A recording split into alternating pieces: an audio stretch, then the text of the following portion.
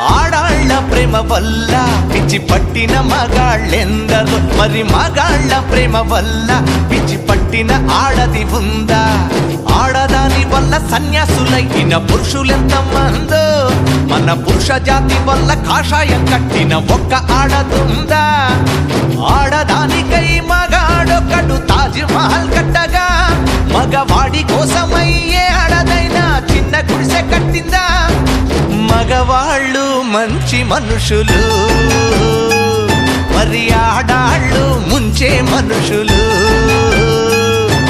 నమ్మకు నమ్మకు ఆడాళ్ళలోని ప్రేమలని, నమ్మిన వాడికి చూపెడుతుంది నరకాన్ని.